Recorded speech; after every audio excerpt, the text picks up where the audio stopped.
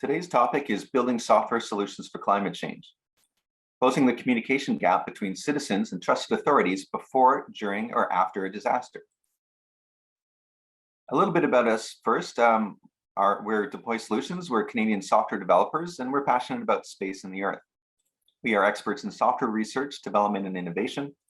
We develop downstream cloud-hosted solutions for the space industry. We help organize the annual Space Apps Ottawa Hackathon, which is the local version of the NASA International Space Apps Hackathon.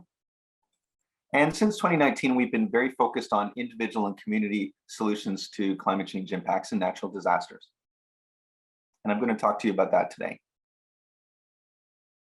So the changing landscape, we by now are very familiar, sadly, with the impacts of climate change, which are more common and growing in severity and impact. These are some photos that I happened to take a few years ago in my hometown of Ottawa of 100-year flood. We actually had two of those in the space of just a few years. These are some other photos of some tourist towns in eastern Quebec that were hit very badly by winter storms caused by a lack of sea ice. And I'm sure that many of you have your own examples and memories of similar occurrences in your own hometowns. So we are concerned about that. And in 2019, we began figuring out ways that software could be used to help individuals and communities prepare for, get through, and recover from climate change impacts. And we started by asking a lot of questions. We surveyed and interviewed hundreds of citizens, people at NGOs, scientists, government officials all across Canada. We identified top communication problems, getting citizens to act on climate change risks, and we're building software that will help. We've had the assistance of so many people. We'll be talking about some of their involvement during this presentation, but there's so many people who've been involved in one way or the other, including the people who took the time to interview with us about their thoughts and feelings on climate change, hundreds of people who filled in surveys. We've had so far over 140 students in 23 academic institutions assisting us, and that effort coordinated using the Ripen Experiential Learning Platform. And these are just a small list and a growing list of many of the academic institutions that we've worked with students in Canada and the US and even internationally. So let's talk first about problems getting people to take action. And again, we're talking about individuals in a community. So we did a lot of primary and secondary research. We came up with a list of the 10 top problems that seem to be commonly understood. And we started asking people to rate these on a scale as a randomized survey to see what they felt the top challenges were. And the results are, the top 3 challenges are: citizens feel overwhelmed by the volume and variety of the information. Citizens receive information that isn't personalized for their needs. And trusted authorities have difficulty directly collaborating and sharing information with citizens. We're going to unpack this a little bit shortly. Again, all this information is information necessary to encourage or to help a citizen or an individual in the community take action to prepare for, get through, or recover from climate change disaster or impact. So the first one is that citizens feel overwhelmed. They don't understand the scientific information because of the way it's presented, the explanation itself, or the messaging. It's too complex, it's overwhelming. We heard a lot about eco-anxiety and despair. And of course, there's conflicting information. All this leading to individuals feeling overwhelmed. They receive information that isn't personalized, so this is related, but they feel that there's a basic knowledge gap on what actions they personally can and must take. So there's no personalized guidance. They don't feel there's enough options given to them. They don't know where to get help if they get stuck. This is a big one. They don't feel that there are clear policies at a local level as to what to do. They may feel that they don't have time to act, or that they have different priorities in their life, which are lowering their ability or willingness to spend time preparing, certainly. Or they feel they cannot afford to act, that there's no programs available to assist them in acting. And then trusted authorities, and we'll talk about that term shortly, they have difficulty directly collaborating and sharing information with the citizens. So there's a thought that there's no clear communication channels between these groups. There's a lack of feedback from the authorities when citizens do attempt to communicate. The authorities may have personnel and capacity challenges or mandate challenges that limit their ability or effectiveness to communicate. Again, the scientific information may not be clearly communicated or understood, even by the policymakers or the trusted authorities themselves. I mean, some of the stuff is quite complicated. And the lack of trust is there. Who is trusted? And this is a key point. We're seeing this over and over again, and especially probably increasingly, sadly. And ultimately, encouraging citizen action may not be a priority of these particular authorities. Again, these are people's views that we interviewed across Canada, and not necessarily a reflection of the reality, but I think when this many people are saying this many things, we should be listening. So let's talk about trust, belief, and willingness to act. We talked about trusted authorities and what that means, and that's obviously a very contentious definition. Not everybody trusts everybody else, of course, sometimes with reason, sometimes without. So we had to come up with a definition even to proceed with these interviews. And so the definition we came up with, it's a working one. We always have room to improve this, I'm sure, but we said that trusted authorities are individuals or organizations, and they have exceptional targeted knowledge and expertise of global warming and climate change issues, impacts, resilience, and/or policy measures. And they can be reasonably expected to provide unbiased apolitical advice, and they accept the currently available scientific understanding of global warming and climate change as described in the United Nations IPCC reports. Again, a working definition and room for improvement, but we thought that this was a good starting point for us to define trusted authorities. With that said, of course, we wondered who is and isn't trusted. What information needs to be provided? How does that get provided? How do you build trust? So we actually worked with some students at Ontario Tech University where they explored these concepts in some more detail. Amongst the other findings, they looked into the better definition of trusted authority, the role of what we call trusted intermediaries, who might be the sort of honest brokers between the individuals and the trust authorities. We asked for a lot of academic research on what was discussed or out there in terms of such topics. And so there was conversation about fiduciary responsibilities and Ostrom's law, and equity and social justice considerations, which are obviously very important when it comes to climate change or community action, proactive versus reactive actions, rulemaking, and so on. So they went fairly deep on the available academic research and tried to help us understand these topics better.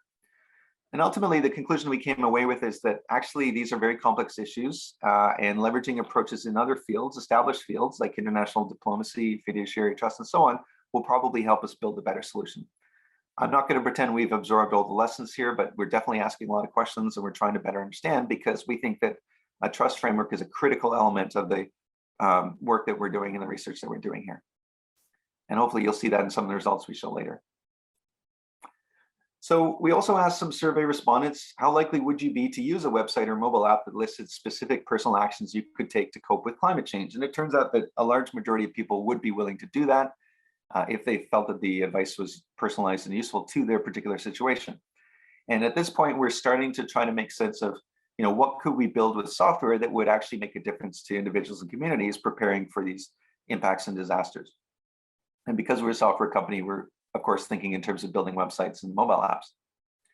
So the good news is that there seems to be an appetite for such a solution.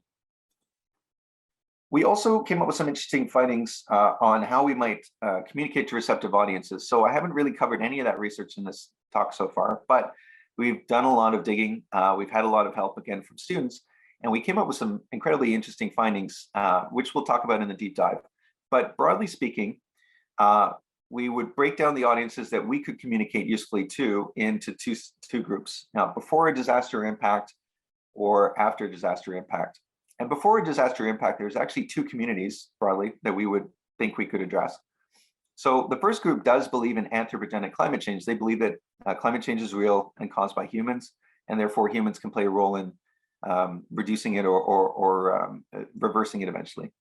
We'll see. But these are people who are willing to take preparatory action, and they're willing to lead and or help others take preparatory action. So this is an audience we could communicate and provide software to. There's another group that does not believe in anthropogenic climate change. So they don't actually believe that climate change is real, or if they do believe it's real, they don't believe it's caused by humans. And you might think that we could not meaningfully enlist them in the preparing a community or individuals for climate change impacts, but that's actually not the case, we believe.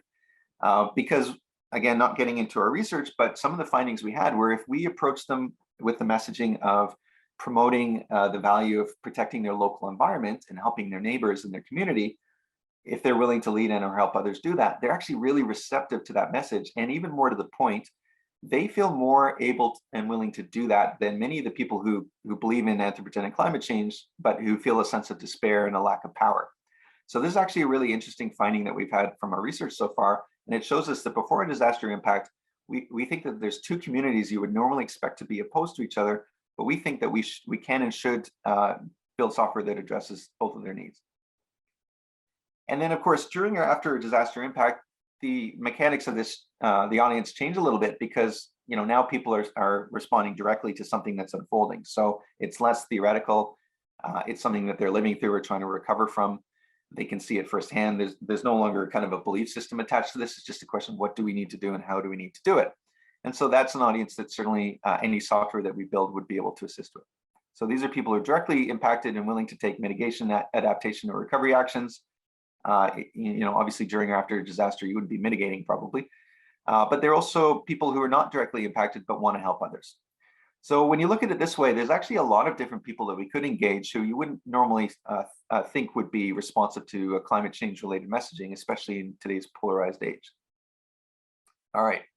So with all that said, again, we want to build something that's useful. We're a software company, so we set out to build a prototype armed with this understanding.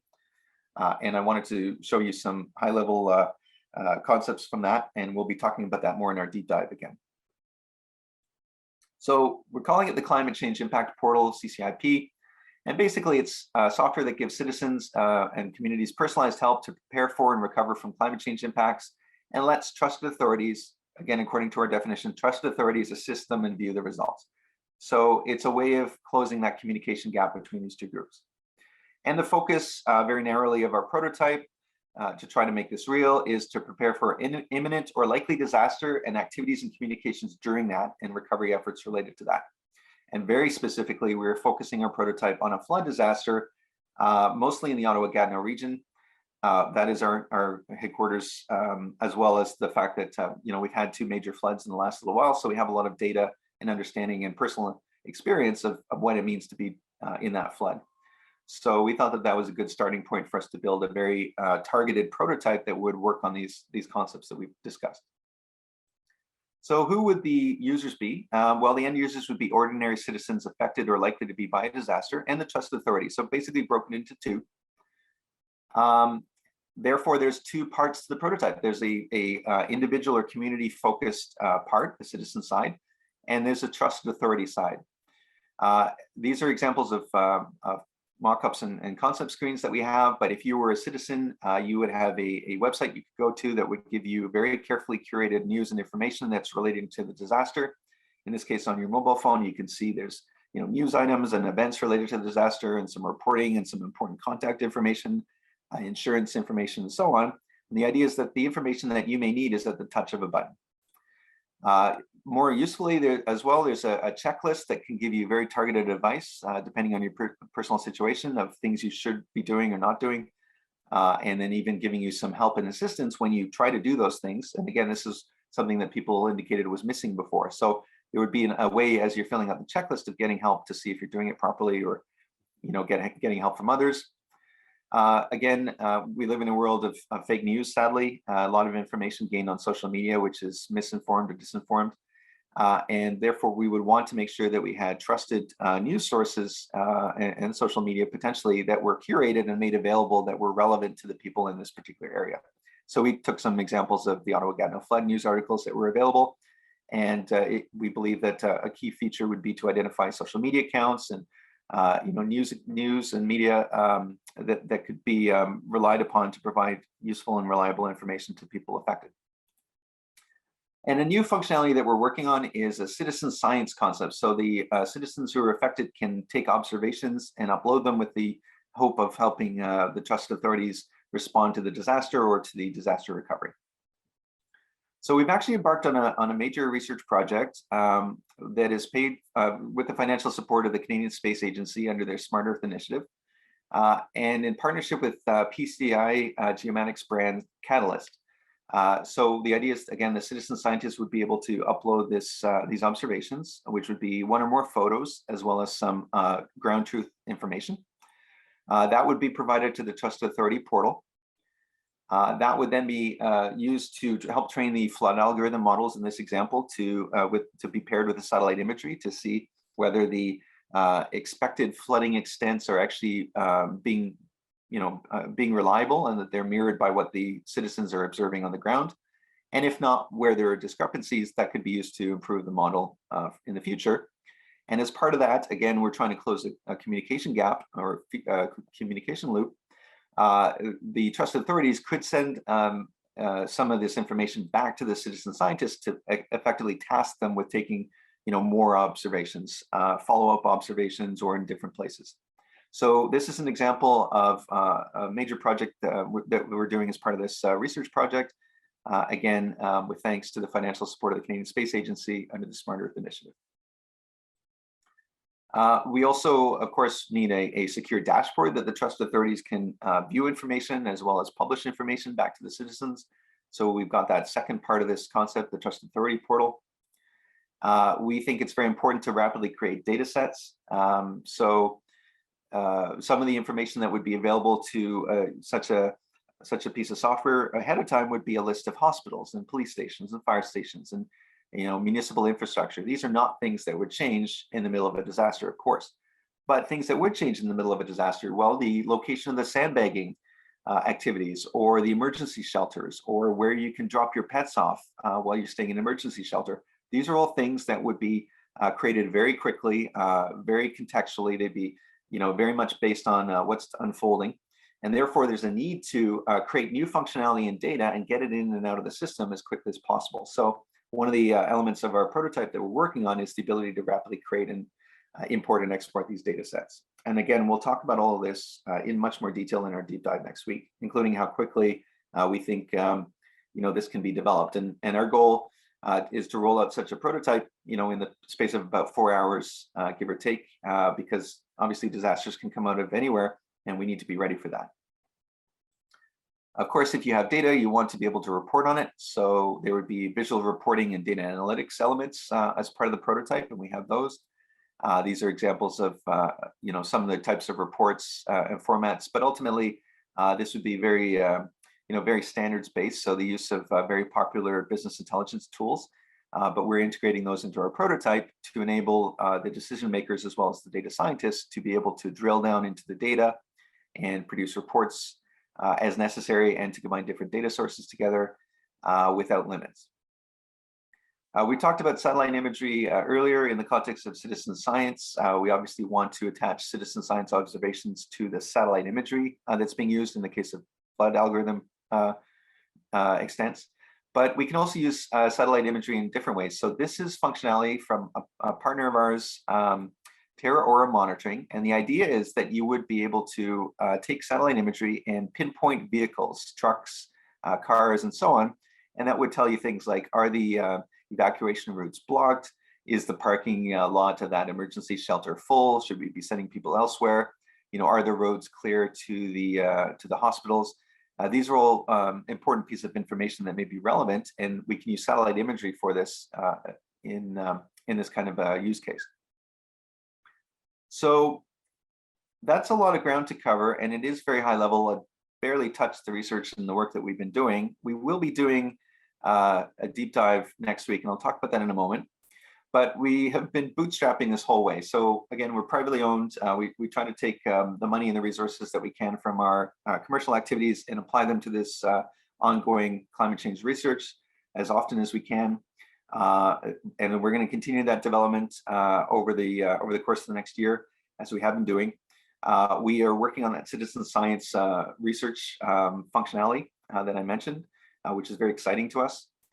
We have scheduled projects with another 15 academic institutions, another 60 students. So by the end of the year, we will probably have worked with well over 200 students, giving them an opportunity to have some real world experience, and that's an opportunity to learn from their ideas and their thoughts, and to be inspired by their passion, because ultimately they're the ones who are as concerned as anyone is about the impacts of climate change on their world.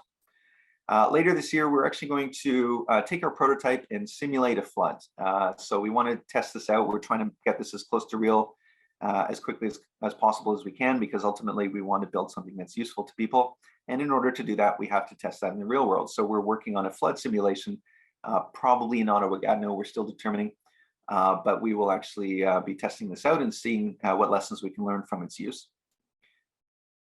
Again, I mentioned how many people have assisted us over the years. So we've actually built a website that thanks many of them, which is available here, and you can learn more about the particular projects that we've done and that students have done to help us. I'd like to thank the Deploy Solutions staff and consultants for their hard work. We'd like to thank our partners on this work, Catalyst Earth and Terra Aura Monitoring. Thank you to the Canadian Space Agency for financially supporting the Citizen Science Project. We'd like to thank all the people that we interviewed with us and filled in the surveys, and all the students and professors and others who have worked on this ongoing project. We're incredibly grateful to all of you. So with that said, kind of blaze through it. I know that there's a lot more to talk about all the time, but I wanted to provide a little bit of time for questions. And as well, again, I encourage you to attend our deep dive. It's 1 hour next Friday, March 11th. It still won't get to the bottom of everything we've been doing with the help of others, but it will give you a much clearer idea, and we'll have more time to dwell on some of the concepts that we've talked about today, especially on the citizen science side, but also one of the key elements we think, which is how to rapidly roll out this functionality in the case of an impact. We think that's very important. So in order to attend the deep dive, please register for free on the GeoIgnite website, and I hope to see you there.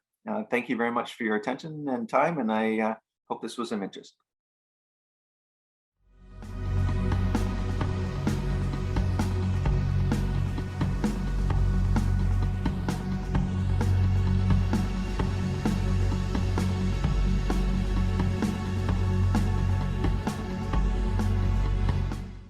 Hey, great talk. Very interesting. It looks like your work is really progressing. Yeah, thank you. It's sometimes day to day doesn't feel like it, but looking back, we have the opportunity to do updates at every GeoIgnite, and it is actually it's moving along. Yeah, it really is. From where you were last year was really impressive, but now you're so much further along. It's really exciting, and you've got the deep dive coming up. You explained it very well at the end there, so we're looking forward to that. I can tell you that it's the most popular workshop at Winter Geo, and let everybody else know that as well. So that's really exciting. It's got the most sign-ups so far. The Q&A time is now, everybody. Please put your questions in the Q&A. I see we've got a few in there already, so I'll kick us off. Nick, you mentioned you work with lots of students. How do they help your project? Yeah, they've been critical because, first of all, they really are inspiring. They've got all these ideas and these thoughts, and obviously they're going to be inheriting this mess that we've all created. So the ability to work with them has really kind of pumped some juice and adrenaline into us and made it more real, more important. But also they're able to help us explore concepts, because one of the things that we found is just how incredibly daunting this is. Not just the technology side, which is challenging, but the non-technology.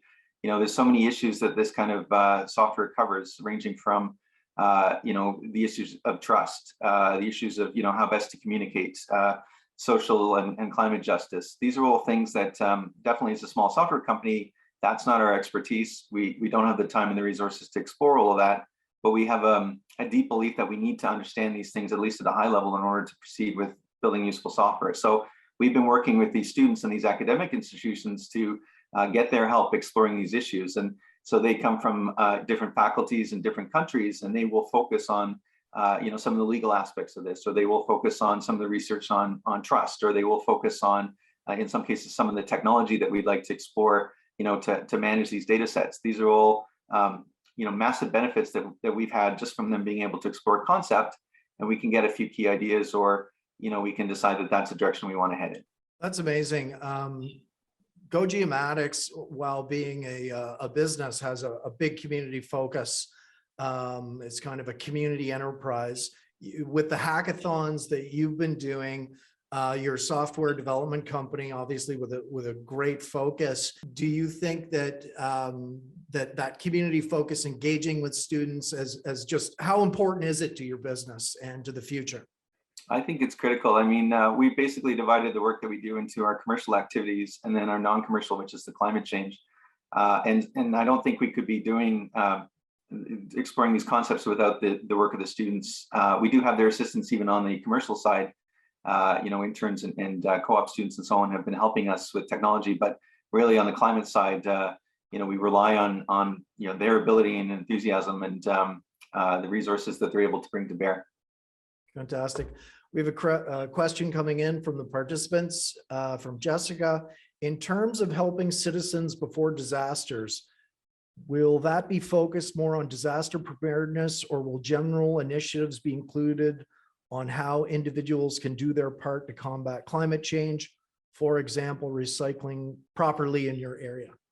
Yeah, that's a great question. Our focus is really on disasters and impacts. And we think addressing a side that's not been addressed so much so far, which is, again, providing very practical advice and personalizing it for people's circumstances. So we already are aware of how daunting what we're taking on is, and how many people we need to, get help from and rely on, which makes it possible. But we're trying already, we find the scope is very, very big. So we're trying to focus on things that are very tangible. That's why we're starting with flooding.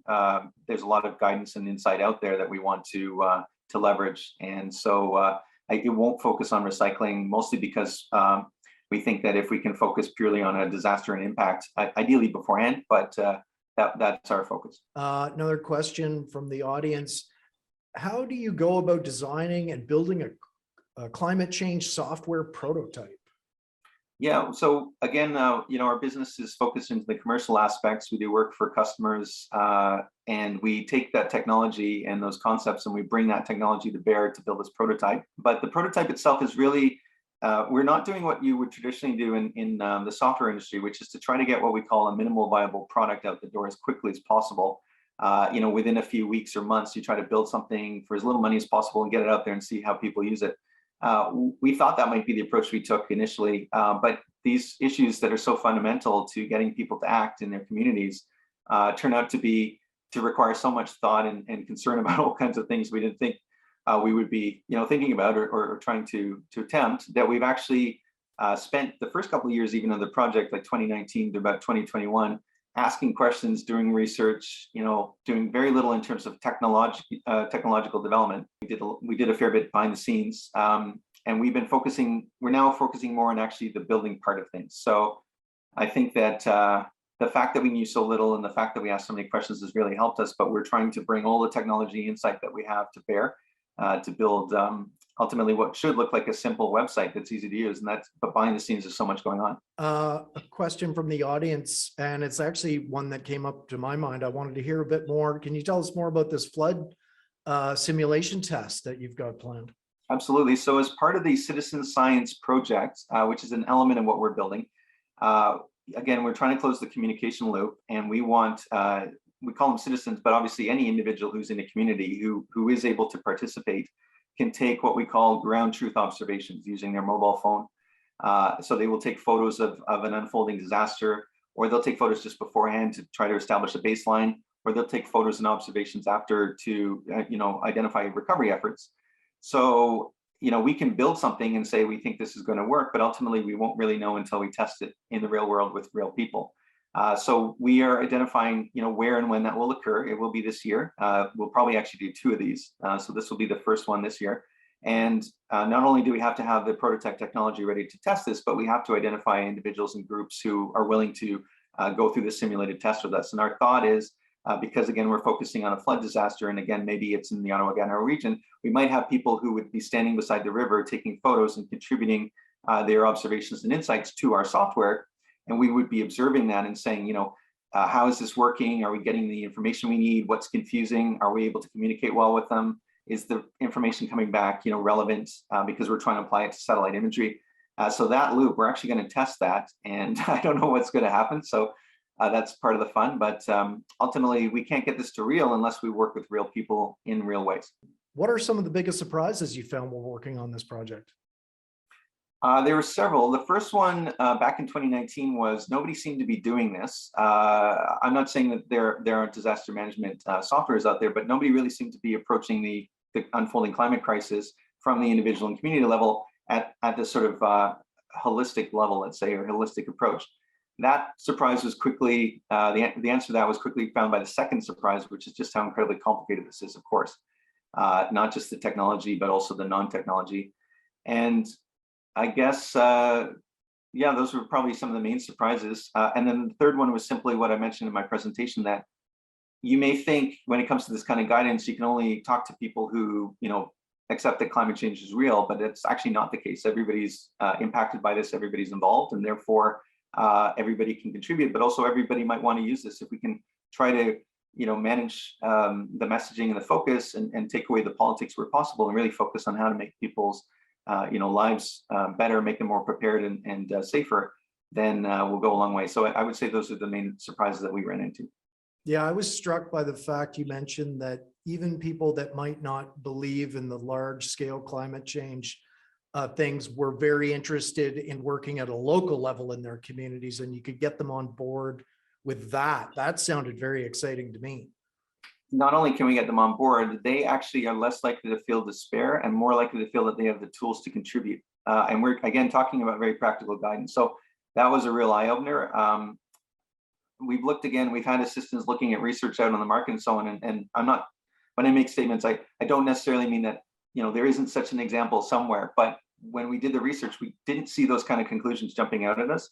That was a real surprise. And I think that's a fundamental element of what we're trying to build here, that, we don't want to divide people into their political camps, but we ultimately want to provide things that are like relevant and that they can take action on. And we need to help them take action regardless of their beliefs.